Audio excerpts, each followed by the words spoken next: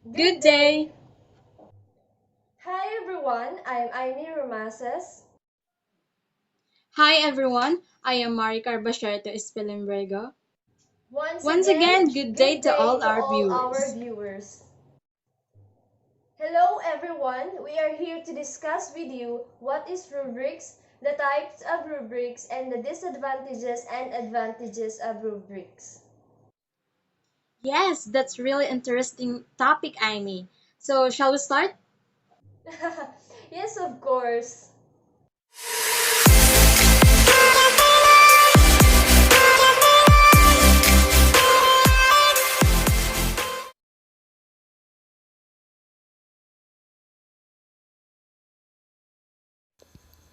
A rubric, according to Deborah Allen and Kimberly Tanner, denotes a type of matrix that provides scaled levels of achievement or understanding for a set of criteria or dimensions of quality for a given type of performance. For example, a paper, an oral presentation, or use of teamwork skills.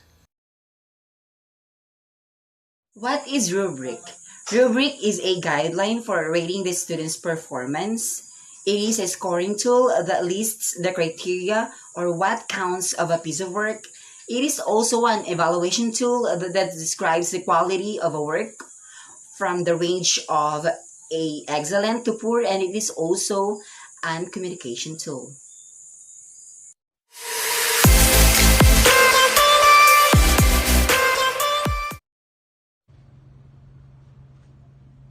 Benefits of rubrics. What good can rubrics really do? Rubrics, after all, is a sheet of paper that is too easy for students to glance at once and then shove it to the bottom of the overstuffed backpack. However, rubrics are more important than they seem.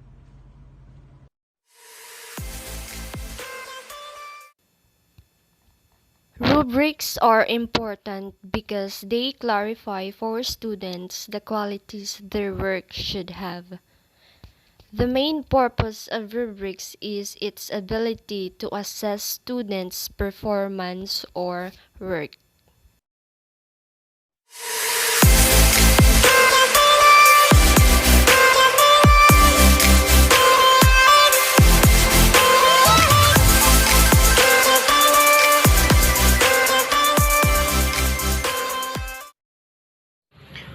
Holistic rubrics, it is a criterion rubrics one dimension used to assess participants' overall achievements on an activity or item based on the predefined achievement levels. Performance descriptions are written in paragraph and usually in full sentences. Holistic rubrics provides a single score on an overall impression of a student performance on a task. It uses to score student work as a whole, yielding one holistic scored. A holistic rubric is general in scope and uses a single scale where all assessment criteria are grouped into a single criteria used to assess the overall performance of students' work. Performance descriptions are written in paragraphs and usually in full sentences.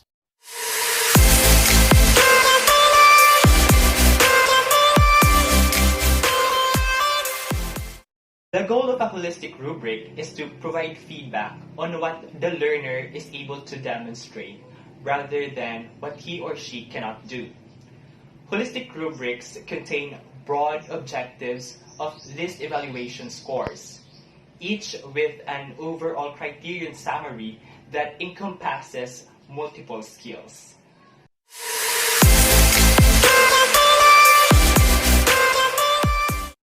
When to use rubrics?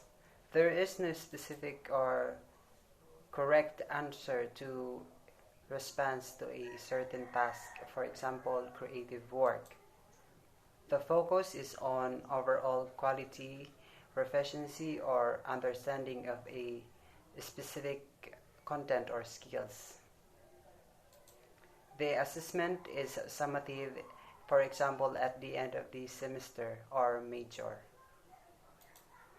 Assessing significant numbers, for example, 150 students' portfolios. Okay, so let's come now to analytic rubrics. So you guys, what comes in your mind when you hear the word analytic rubrics? According to my research, analytic rubrics provide specific feedback along several dimensions and descriptors of products, breaks the objective into components parts. Each portion is scored independently using a rating scale.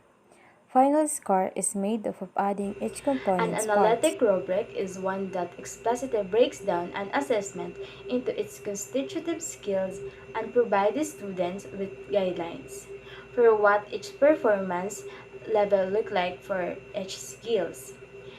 As you can see, analytic rubrics provide students with much clearer definition of the evaluation of the criteria. It may not assign points to each criteria, but analytic rubrics identify and assess components for finished products.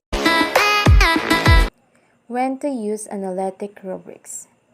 First, several faculty are collectively assessing student work. Second, outside audiences will be examining rubric score. Third, profiles of specific strength or weaknesses are desired. And now, let's come now to advantages and disadvantages of analytic rubrics. Hello, here I am to talk about the advantages and disadvantages of analytic rubrics. For the advantages of analytic rubrics, it provides useful feedbacks on areas of strength and weakness, and criterion can be weighted to reflect the relative importance of each dimension. And for the disadvantages of analytic rubrics, it takes more time to create and use than a holistic rubric, unless each point for each criterion is well-defined. Raters may not arrive at the same score. So that's it. And also we have benefits of analytic rubrics. They allow more specific feedback for students, which can be particularly useful in guiding revision. They provide students with more specific guidelines that they can follow when writing their papers. They provide students with a sense of your priorities for the assignments, and they allow for more regular grading.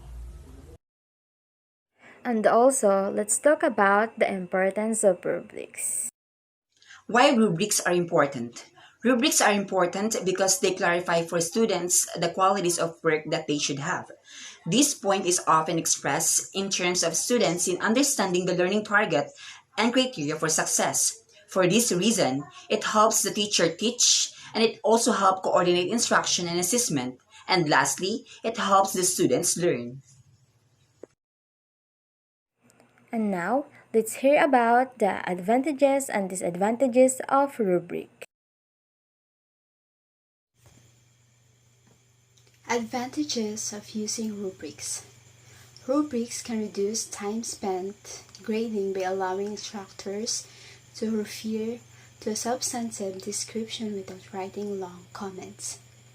Rubrics can help instructors more clearly identify strengths and weaknesses across an entire class and adjust their instruction appropriately. Rubrics can be impartial. Rubrics allow consistent assessment. Rubrics can reduce the uncertainty which can accompany grading, thus discouraging complaints about grades. Rubrics can provide that K. Rubrics allow instructors to organize and clarify their thoughts. And lastly, rubrics can help instructors teach.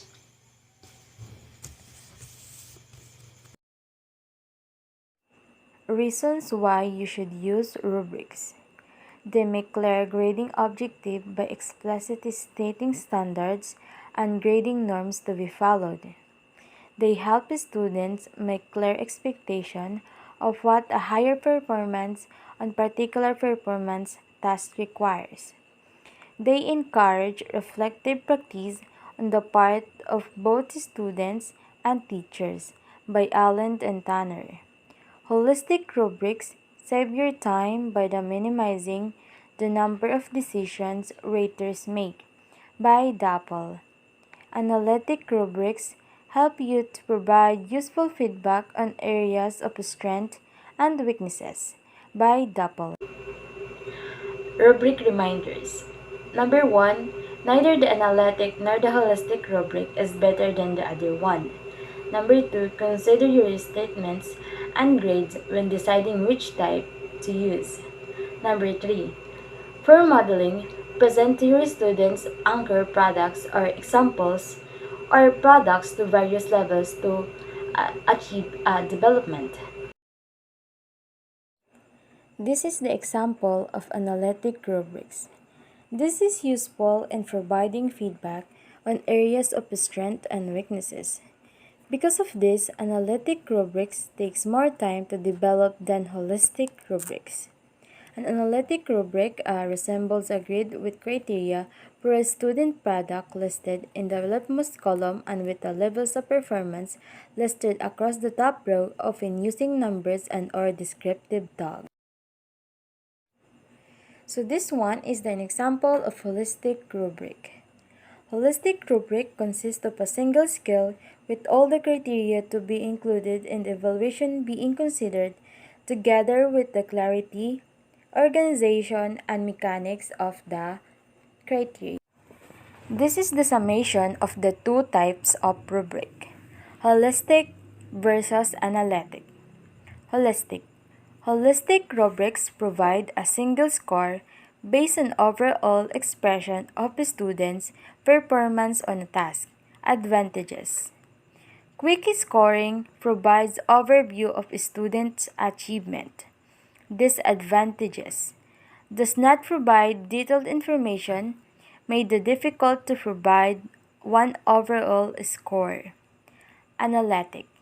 Analytic rubrics provide specific feedback along several dimensions. Advantages.